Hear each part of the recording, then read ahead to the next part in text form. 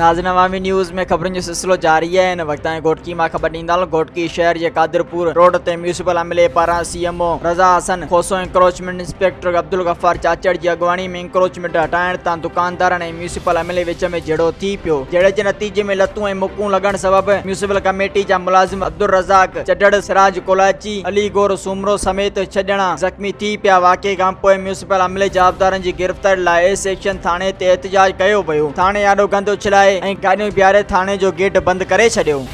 असांजी encroachment team जेका हुई उन सां मां पाण असां वियासीं।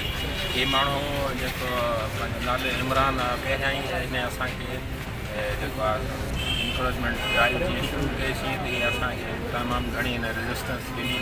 मूं हुनखे हथ ॿधा ॿाहूं ॿधियूं ऐं विनती कयोमांसि बाबा तूं छॾ हिन ॻाल्हि खे, मां पंहिंजो कमु कर। पर उनजे बावजूद बि असां खां तमामु घणो हिन जेको आहे रेजिस्ट कयो। ॿियनि जाइनि ते जिते ॿिए जाइ हुई, जिते हिन दुकान न हुई, जिते हिन कुझु न हुयो, उते बि अची पहुतो। उते 4-5 माण्हू वठी करे कची बदमाशी कई आहे, गुंडागर्दी कई आहे, सरकारी कम में मुदाख़लत करे असां सभिनी सां हिननि जो झेड़ो कयो आहे। असां हिते हिनजे करे बीठा आहियूं। एफ.आई.आर. जे लाइ साहिबु एस.एच.ओ. साहिब बि चयो आहे त मां एफ.आई.आर. तव्हांजी कयां थो, हलाए कंदो एफ.आई.आर. थी वेंदी।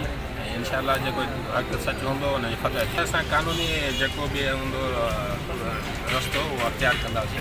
मां हींअर तव्हांजे साम्हूं बि इहा ई मुंहिंजे स्टाफ खे चयो आहे इहो रिमूव कराए छॾियो, हींअर खणाए छॾियो, हींअर खजी वियो। मज़ीद खबरों और तफसीलात के लिए विजिट करें हमारी वेबसाइट www.awamiNewsHD.com।